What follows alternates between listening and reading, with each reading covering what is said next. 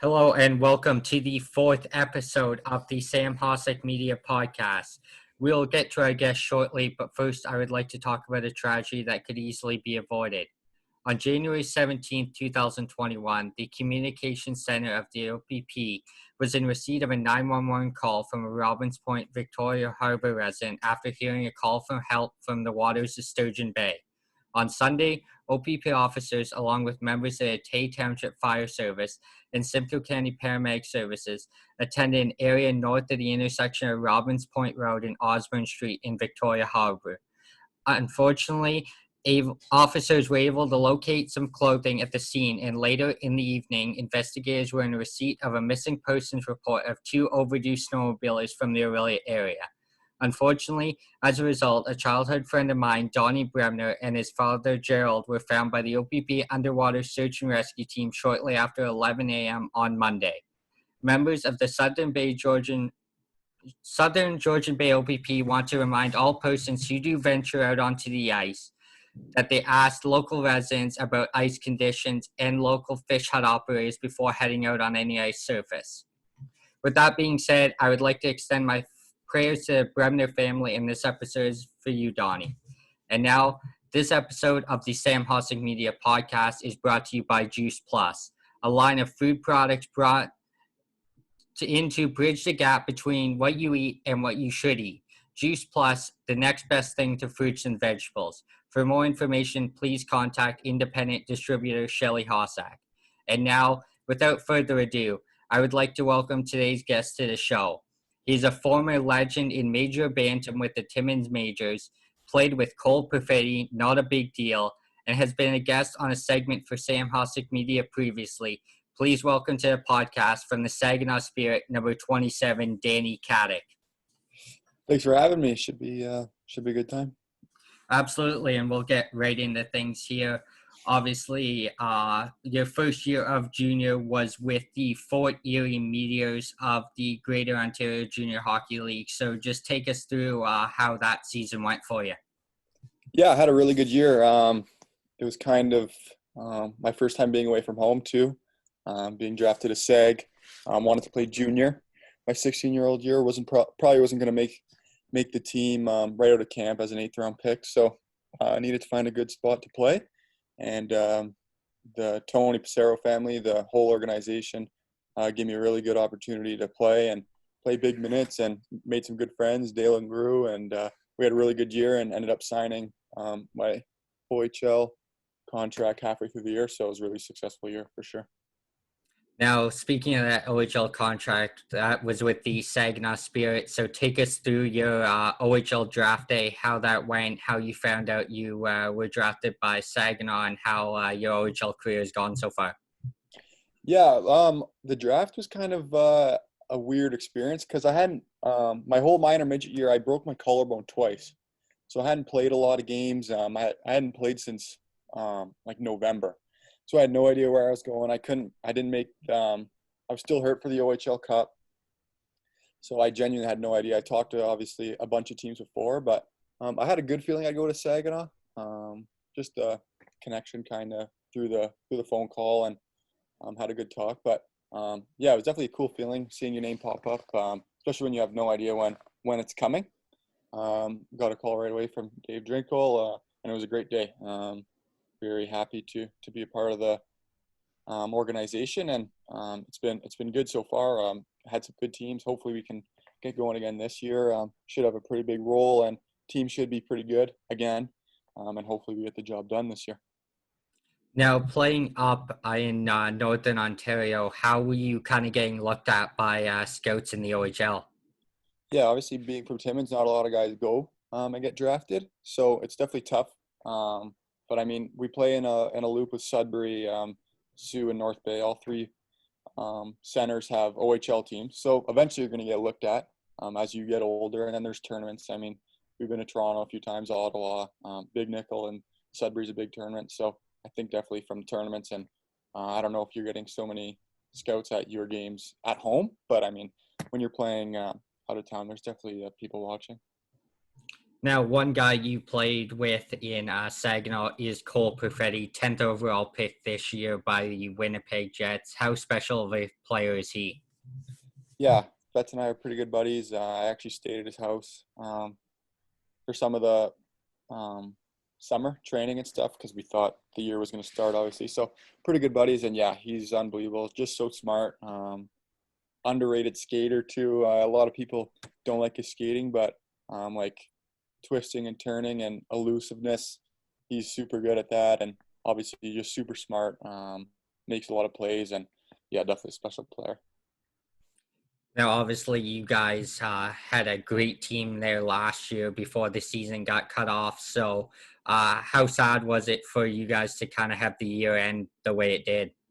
Yeah, no, it definitely sucked. I mean, our last trip was to Erie. We played in Erie, and then next thing you know, like we're about to go on the bus in Windsor, and the game gets canceled, and we have a big meeting. Like, okay, we'll be back in 2 weeks. Not a big deal.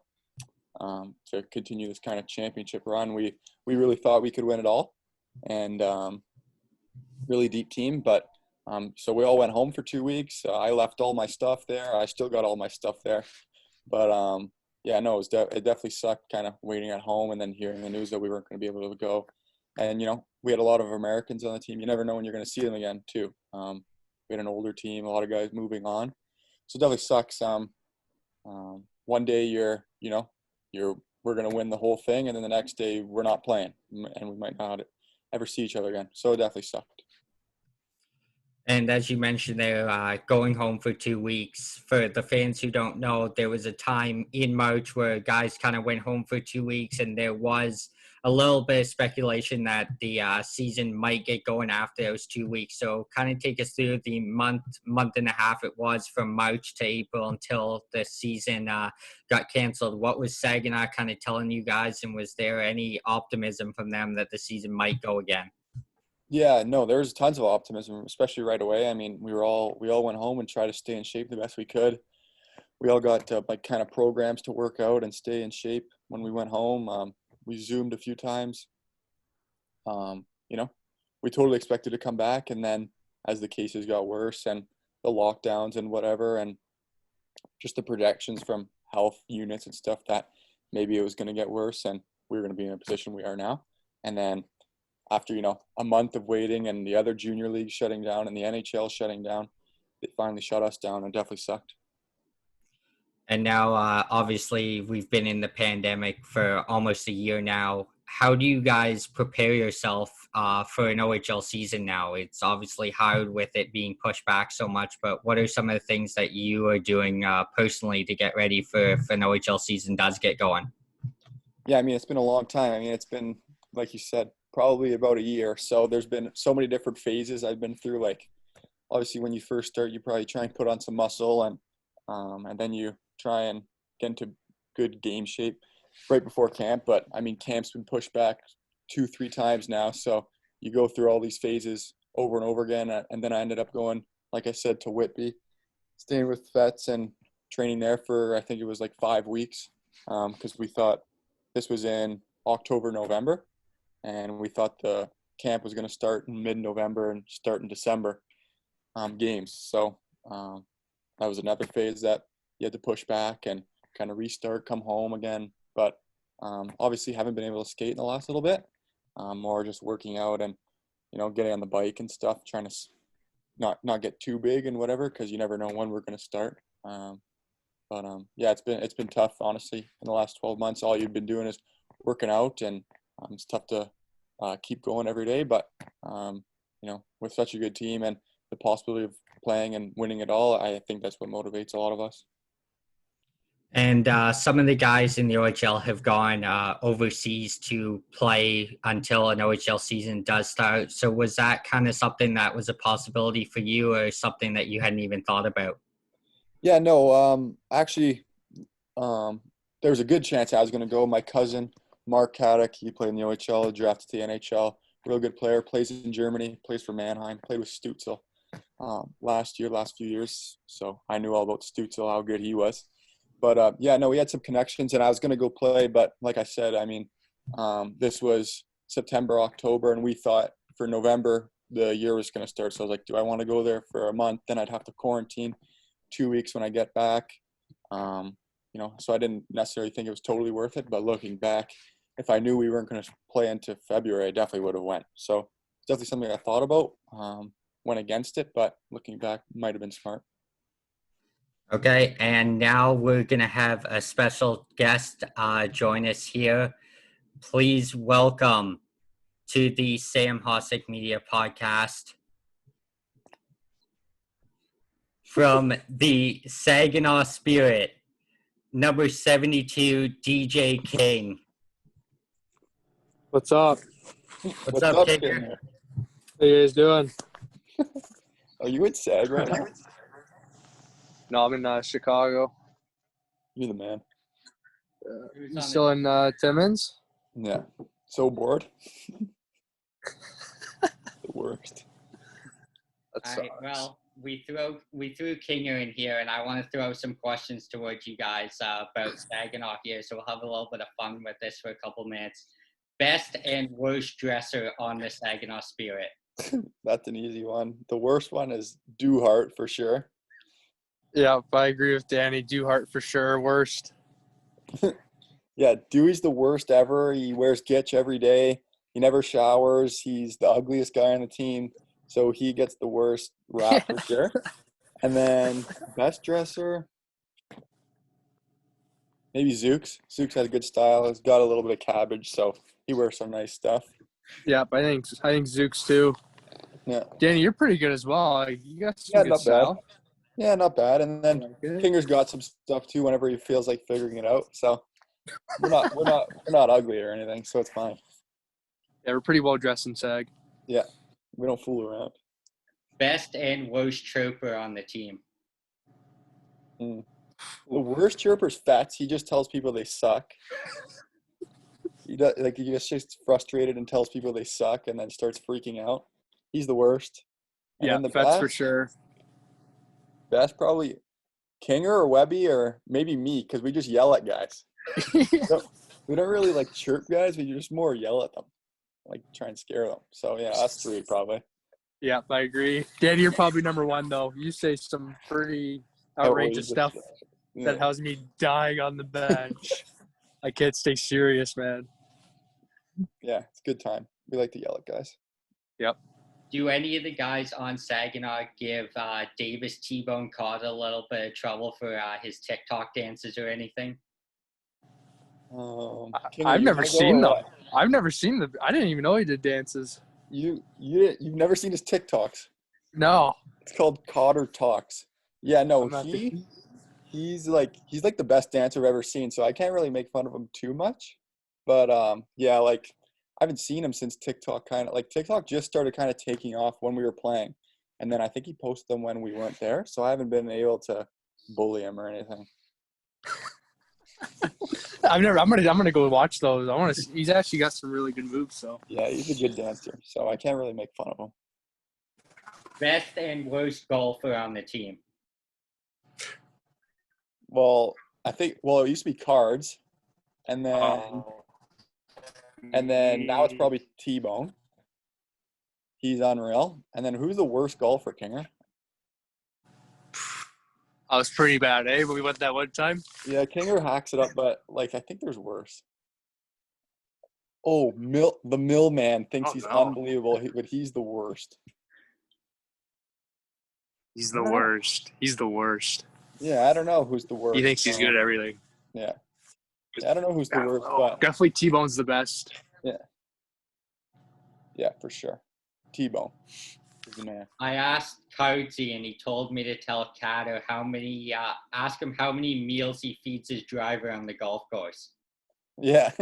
Yeah, we went golfing probably 8,000 times in Whitby with Cards because that's all he does, and Tomer because they're nasty. So all I do is play golf, and I wasn't that into it and stuff. And I had, like I said, I left all my stuff in SAG.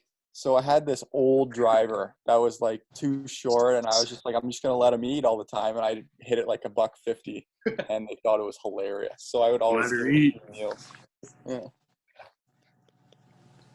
Now, quick question here for Kinger. How special was it to play with a guy like Cole Perfetti this year?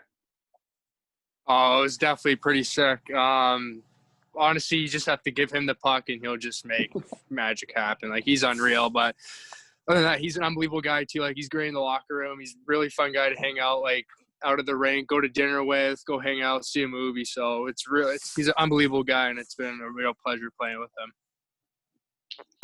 Now, for both you guys, top 3 OHL rinks to play in. Kinger, go first.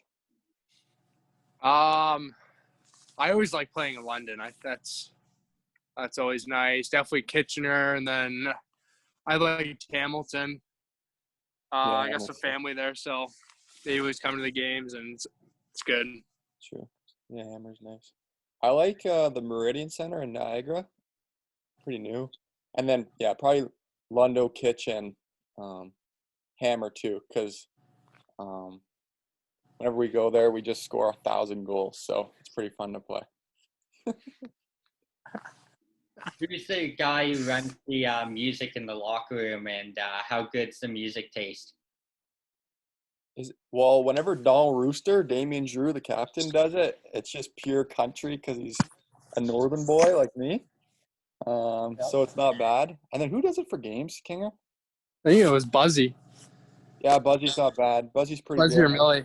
They got some good tunes. Millie's got some Millie's insane pretty rap dark stuff. on some of his songs, though. So, like, try not to listen too much to Millie, but Buzzy's pretty good. Yeah, I like G. I like the country stuff. So yeah, Kinger's also a northern boy at heart. He loves it. Yeah. Best and worst road trip in the OHL? Like just farthest and stuff? Yeah, basically for bus trips and that. Obviously, you guys playing in Saginaw, you guys have to come into Ontario to play 17 teams. So, yeah, what are the best and worst road trips that you guys think? I think the worst one's the Sioux because we always play them on like a Wednesday or something. And we got to go 4 hours there and then come right back. And we don't get until like 2 a.m. and it's just the worst. The next day you're gassed.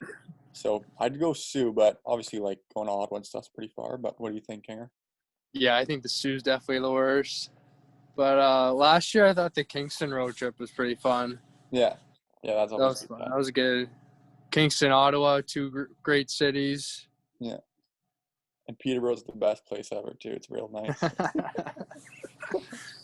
Forgot about that place. Yeah.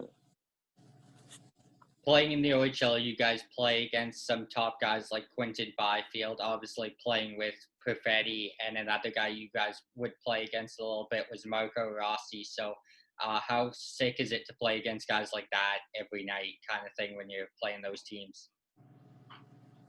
Yeah, I think Kinger could probably talk more about it because he played in the East 2 years ago or whatever. I only played against Byfield, 3-4 times, and Rossi 3-4 times. So I can't see too much, but yeah, definitely whenever you see big names and stuff, you want to play well and you want to beat them. Obviously, we've got some big names too, and whenever we play against them, usually it's a big game. So definitely get fired up for them for sure. What do you think, Kinger? Yeah, I agree, Danny. When I was with Hamilton, I think it was Byfield's first year in the league, and he was a 16-year-old, and he just dominated as a 16-year-old. Like, he's got that size, he's got the speed, he's got the skill.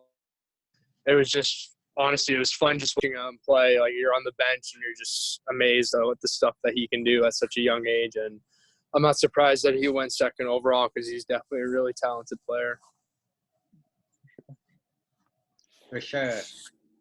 Obviously, playing in the OHL, coming into Ontario, there's a lot of different kind of traditions around the league. So pre-game ceremonies or anything, what is some of your favorites that you have seen before games in the OHL? Well, SAG has the most pre-game ceremonies ever recorded in a season, I think. We have one every game, and they're 30 minutes long every game.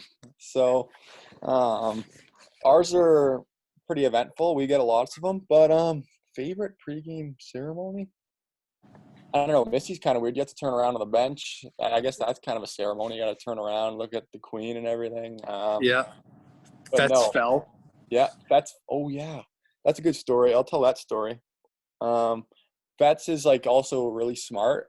I guess apparently on off the ice in school. Yeah, apparently is. Yeah, and so whatever, he won academic player of the month or whatever for the West Division or for our team, one of the two. And whatever, they had the carpet out for him and they announced him and he came off the bench and our academic advisor was giving him the whatever plaque or whatever he won, and he stepped on the mat and just exploded, like yard sale everywhere in front of the whole Dow Event Center. So that was a pretty good time. He was so bad. Yeah, he was so upset because everyone gave it to him, like slamming the boards and stuff. So he wasn't too impressed, but it was awesome. Remember in Owen Sound, Danny, when you told the guy had his helmet on still? Yeah. During the national anthem. It goes silent and you just start screaming. That's it. That was one of the funniest. That was a good one. Yeah, that was a good one. That's unreal. Obviously, Cole Perfetti, 10th overall, so you kind of don't want to see that as an NHL prospect. But talking a little bit about the NHL draft, you guys have gone through your draft years. So were there any teams that asked kind of weird questions after games to you guys? I know Cardsy said on the Showbound podcast that I think it was the Islanders gave him 250 multiple choice questions after a game in Saginaw. So. Yeah, I'm not sure who Kinger talked to and stuff, but yeah, I think everyone fills out that Islanders thing, and there's some pretty outrageous questions. Like, I remember it was like, would you rather a gun or a tulip? And like just random stuff, like really odd stuff. I only talked to a couple, like just questionnaires and stuff. So I mean, I can't really comment. I don't know about Kinger, but yeah, the Islanders questionnaire is the weirdest thing ever for sure. Yeah. Yeah, I didn't talk to many teams. Yeah, I think I definitely did the Islanders. And I think I did Boston's, but nothing comes to mind with any outrageous like questions. I just remember a math question on the Islanders. I remember going around asking guys what the answer was because I had no idea. Now, Kinger, a guy you played with in Hamilton, Arthur Kaliev, just talk about the player that guy is. He had an unbelievable OHL career so far, and obviously looking like he'll be on the Kings or the AHL club this year. Yeah, he's unbelievable. Obviously, his shot is what he's known for, but it's his passing and playmaking ability that goes. It's very undercover, and being able to practice with him every day and play with him, it was unbelievable. Just watching him, like I said with Byfield, just that kind of caliber player playing and practicing just makes everyone better around him. So, but obviously off the ice, he's definitely a character. You definitely get a lot of laughs with him. So it was a pleasure playing with him. It was great.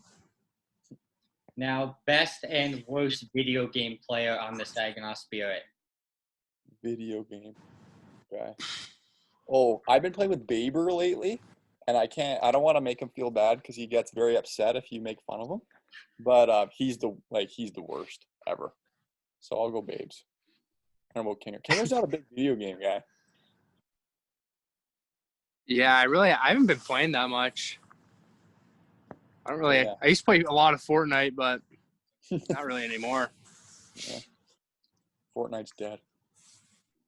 Now, for both you guys, just take us through what a normal game day routine would look like for each of you. King, you want to go first or me? You go first. Okay. Me?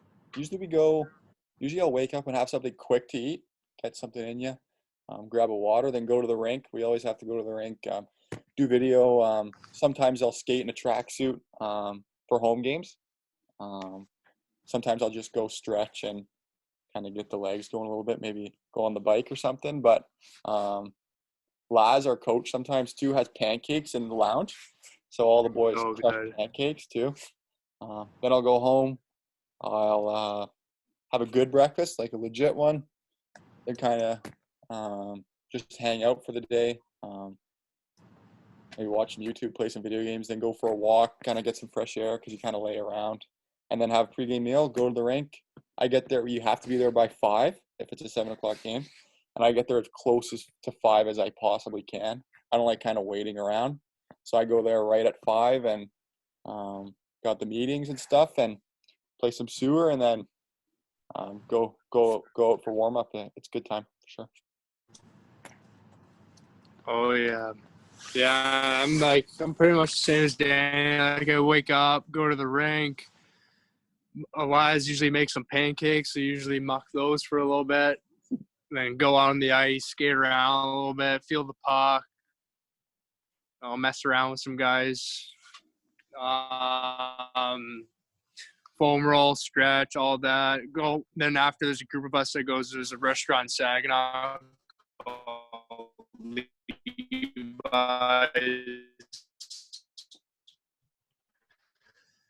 usually go there. Fist that usually goes you up. Go back home. I have a long pregame Nitropov. He's usually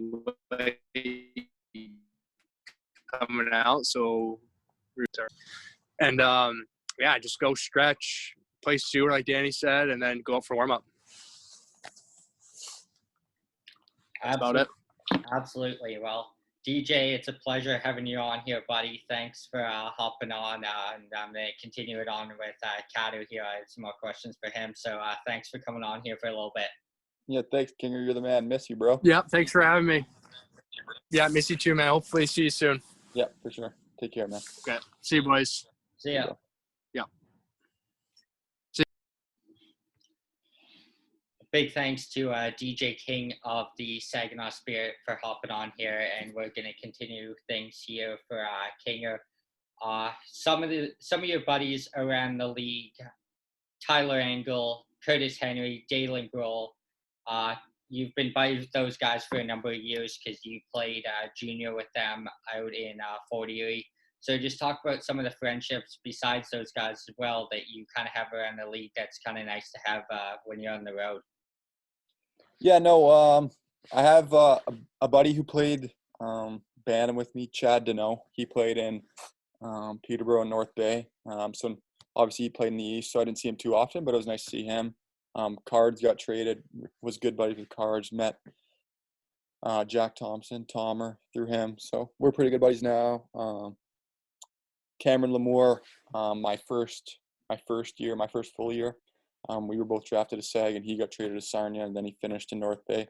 So definitely a few buddies around the league. So it's always nice seeing them and catching up and whatnot, playing against them. So for sure. Now, let's see the best and worst chirper in the OHL. Best and worst chirper. Worst chirper.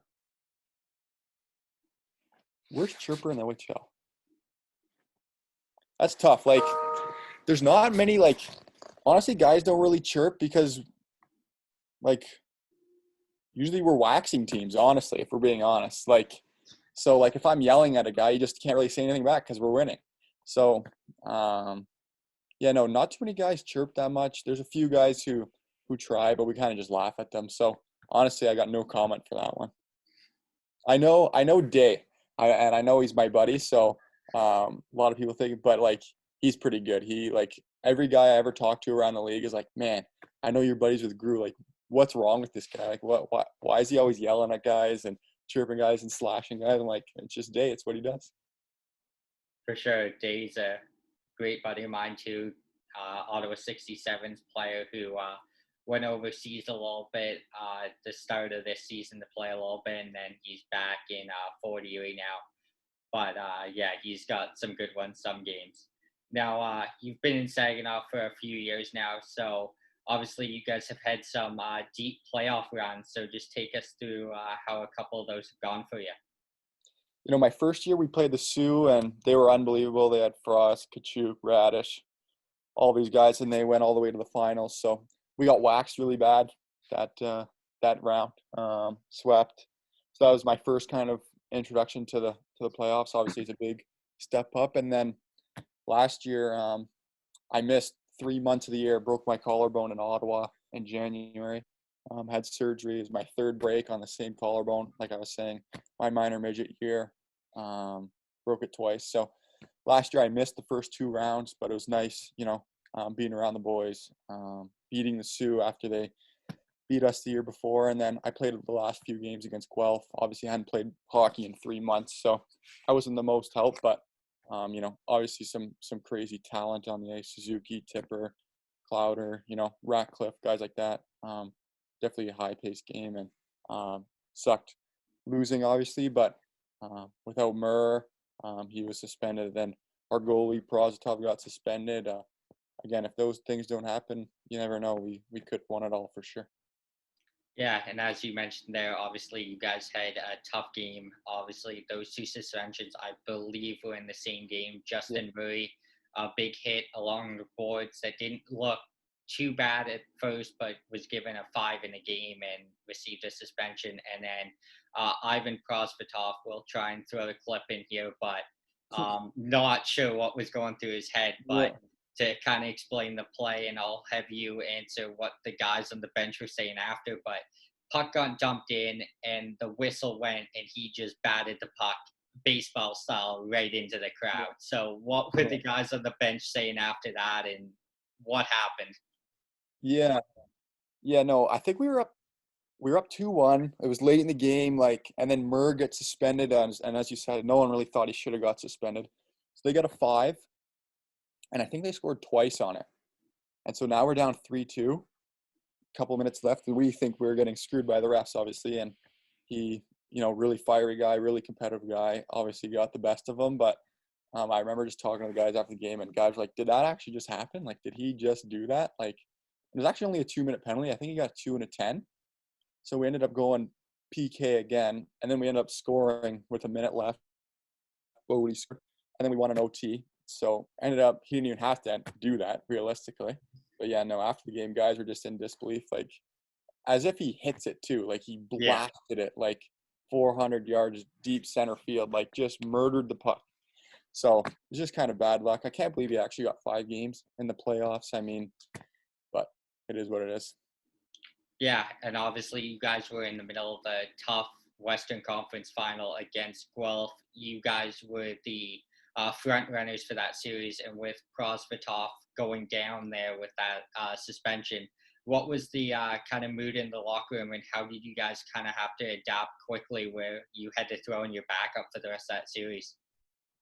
Yeah, no, it was definitely a little odd. I mean, especially with how Murr got 4 games and Ivan got 5. So Murr was going to miss games 3, 4, 5, 6 and be back for 7. So, and then Ivan was out for the series. So, we knew we just, we were up 2-0 after that game in the series. You always go on the road and hope for a split, and we ended up getting it. We played the best game. I think we were so complete in game 4. We beat them, I think, 4-1, and we were just unbelievable. So after that game, we really thought hey, we got 2 games at home. We got to win one of them. So we liked our odds. But obviously, I think Millman got hurt in Guelph, game 3 or 4. So we lost another D-man. Regan O'Grady was hurt, and then obviously you get banged up and just weren't able to do it. But we honestly thought we can do it. Definitely hurt losing Ivan and Murr, but we thought we could win for sure.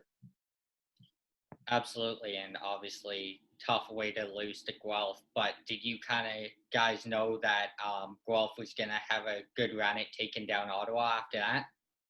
Yeah, no. Obviously, Ottawa, usually the West is a little bit better than the East. So we knew most likely, the winner of the West. Even London was really good that year too. They lost to Guelph too. But we had a feeling, whoever was going to win the West was going to win the whole thing. So definitely sucked not getting that opportunity. Absolutely, and obviously we're all hoping for a OHL season to start up here. So I'd like to thank Danny for coming on today, as well as DJ King for hopping on for a little bit here. Pleasure as always, Danny, and we wish you the best if the OHL season gets going, and if not, then whatever your hockey travels next year take you, as you were overager this year. Yeah, no, for sure. Hopefully we get going. Hopefully we win it all. I think that's our goal. But thanks for having me. It was a good time, and anytime you need another guy, I'll try and pull some strings and get you another guy for sure. I appreciate it.